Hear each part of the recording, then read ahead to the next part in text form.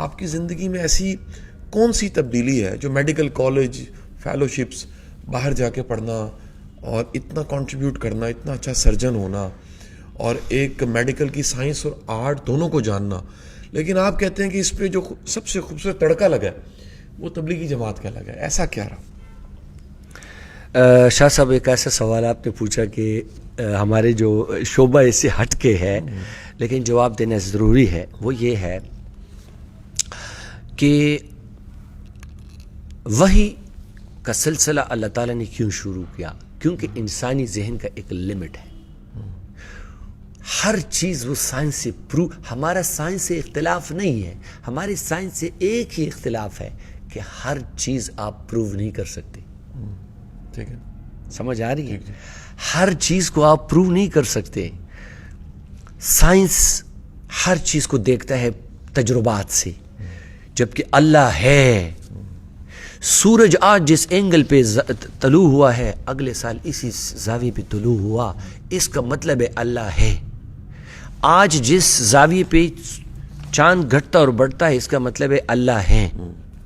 اور اسی طرح ماں کے پیٹ کے اندر قرآن میں باقاعدہ بتایا 3 اندھیروں کے اندر. آج میں میڈیکل میں جب ایمبریولوجی پڑھتا ہوں تو ایمنیوٹک فلوئڈ ممبرین ایک، یوٹرس دوسرا ممبرین، ماں کا پیٹ تیسرا ممبرین، اور قرآن نے کہا 3 اندھیروں کے اندر میں نے انسان کو بنایا ہے. اللہ اکبر.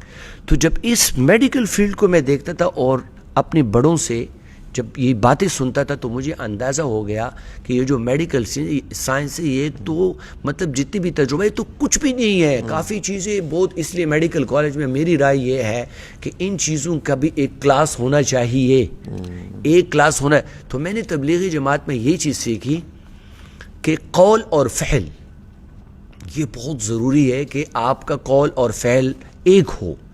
کتابیں اگر ایک آدمی غیر مسلم نیا مسلمان ہو جائے وہ اسلام کو کس سرے سے پکڑے گا؟ کنفیوز ہو جائے گا، بالکل ٹھیک ہے، بلکہ فیوز ہو جائے گا. بالکل ٹھیک. اور یہ دعوت و تبلیغ کی مبارک محنت اتنی سیدھی سادی، ان پڑھ سے ان پڑھ آدمی بھی اس کو سمجھ سکتا ہے. ایک ہی نعرہ ہے کہ اللہ کی محبت کیسے ملے، کیا بات ہے. اور وہ آپ کو فلسفے سے نہیں مل سکتا. بالکل ٹھیک ہے. یہ آپ کو سینہ در سینہ ان بزرگوں، ان صوفیاء کرام، ان بڑوں کے سینوں سے ملے گا جنہوں نے اپنی زندگیاں کھپائی ہیں.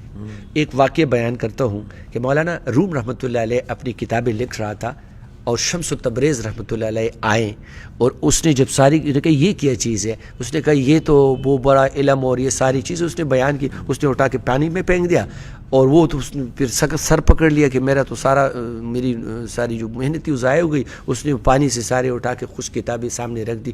تو پھر اس نے جب دیکھا کہ یہ کیسے دوبارہ یہ کیا چیز ہے، کہتا ہے یہ تو نہیں جانتا جو کیا چیز ہے یہ.